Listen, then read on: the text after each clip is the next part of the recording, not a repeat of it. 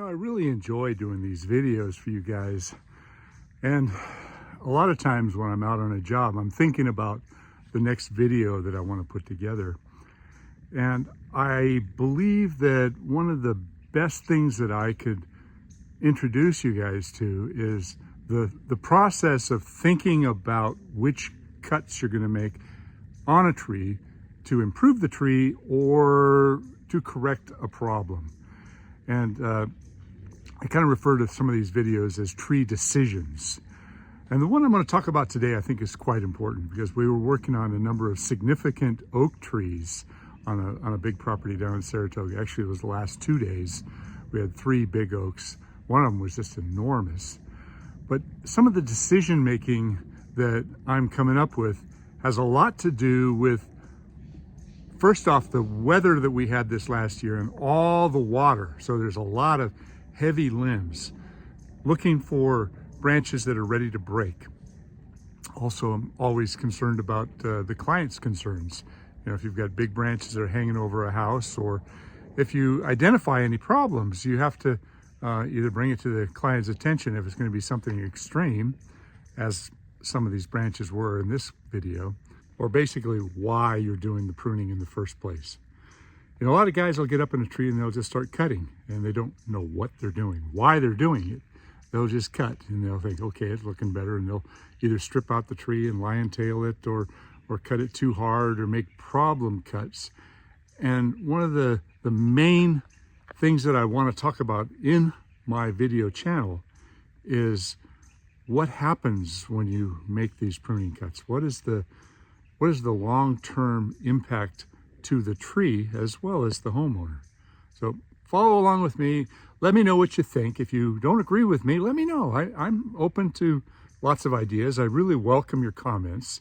And if you're not subscribed, please subscribe, and ring that little bell if you want to get alerted to the next video, and give me the thumbs up. The routine. Come on, help me build this channel. I got a big live oak next to the house, and clearly they're going to be cutting some roots here. This whole area of concrete was lifted, and if you look at the trunk of this tree, it's got a pretty significant lean to it.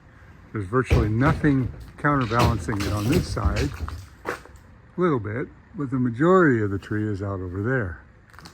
So I'm making a suggestion here to do something that's contrary to what I like to do.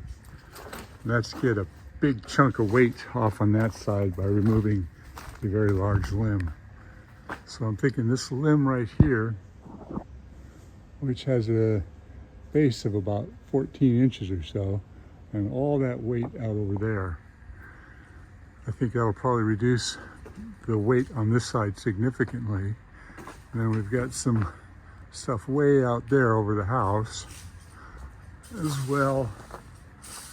And this one's not so bad, but it's interfering with the neighbor's trees, which are younger trees. I think I'll bring that back just a little bit. So as I said earlier, the tree decisions are based upon discovery. When you're up in a tree, if you find old cavities, you can surmise that this is not as strong as it should be. You also look for old wounds that have completely grown up and around and surrounded an area of possible decay. Some decisions are easy. If you see a branch that's so rotted and so dried out that it doesn't have much longer to survive, that's an easy decision. Just get rid of it, cut it out of there. It's not going to be alive for much longer. But you've got to look at all the other things that are going on up in the tree. You got to look for all the dead branches. But not just cavities and areas of decay. You have to look for areas that you suspect. Now, here's an interesting spot here. This branch is clearly drying out, but it's half alive.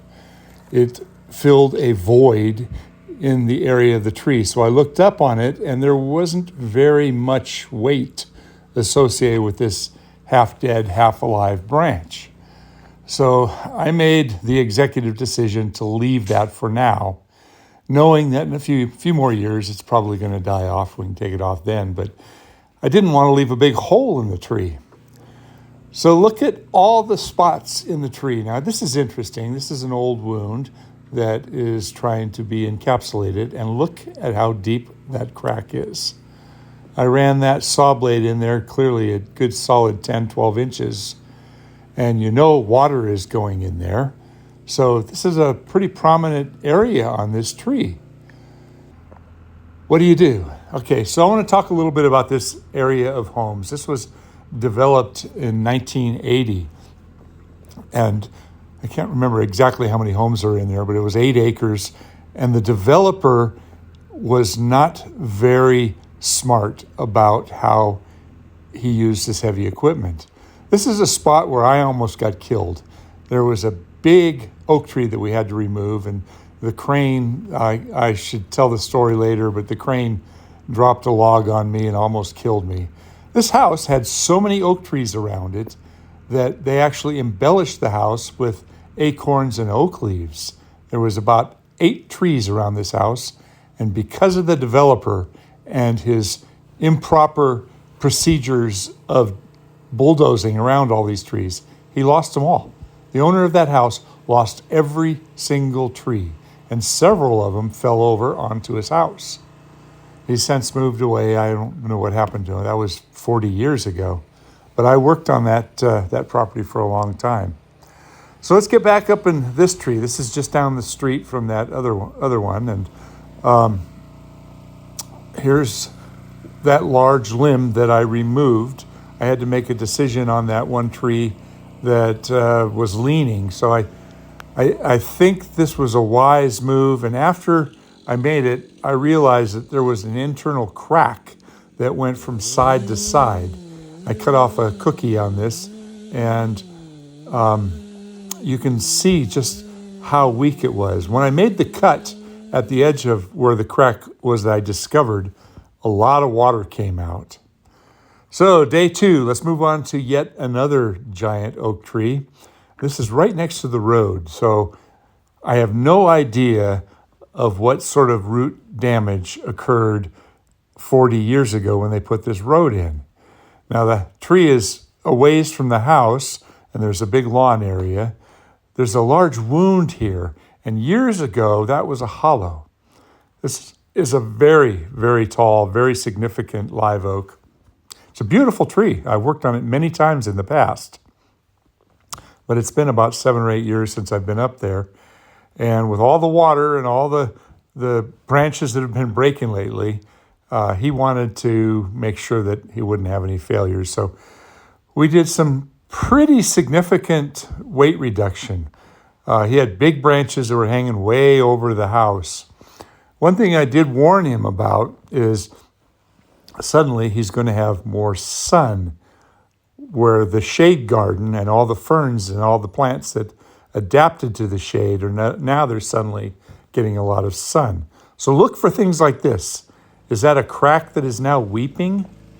So I worked up there with the bucket for a long time, and Jorge wanted to go way out on the very end, so I let him go up there in the bucket, and I lowered it from the ground. It sped things up considerably, getting him 40 feet up in the air, and he stepped out of the bucket, and I lowered it down. We had some pretty good roping that we had to do up here. This was a lot of weight. There was so much weight on this branch that we were quite concerned about it. So we roped down, I think 6 or 7 good-sized limbs. I think I'll show you one here in a minute. I set the camera down on the ground. And I apologize that I don't get a whole lot of good action shots because I'm busy working. Occasionally I'll put the camera down on the ground, or somebody will come along and I'll say, here, hold this camera. This is a very, very heavy branch that he's cutting up here. He told me to let it run, and I did, but I had to stop it before it hit the house. And I think we did about 6 cuts like that up there to do some significant weight reduction just on that one limb. And then we had quite a few more roped limbs that we lowered on that big section that was over by the chimney. Oh, Years ago, we took out a big redwood tree and ground out the stump, and I was pretty amazed to see all these sprouts coming back from the redwood roots after the stump was ground. Talk about a tenacious tree that wants to survive. This is a big tree. I've got a video of it. We used a crane.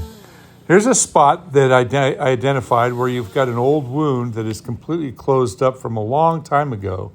And the weeping that's going on inside there tells me that there's probably a bit of decay. And looking down on the ground, all this brush that you see right there, that's all from just that one area of the tree. They had lots of lights and things that we could break, a pretty delicate landscape, lots of brass copper lights down there we had to be very, very careful of. So there's a couple stills. That's the brush from the area that we took off over the fireplace. We took a lot of weight off.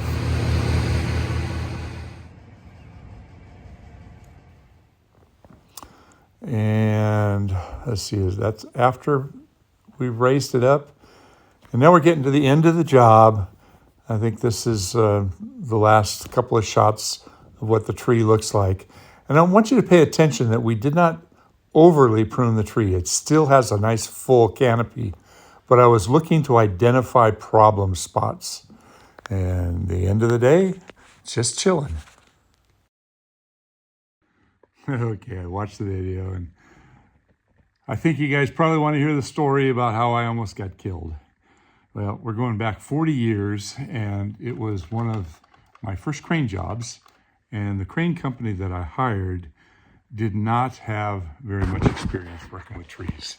And I cannot emphasize enough that if you guys ever do a crane job, make damn sure that the company has got experience understanding trees. Because what happened to me is I hired a crane that was not really strong enough, and the operator was kind of cocky and arrogant.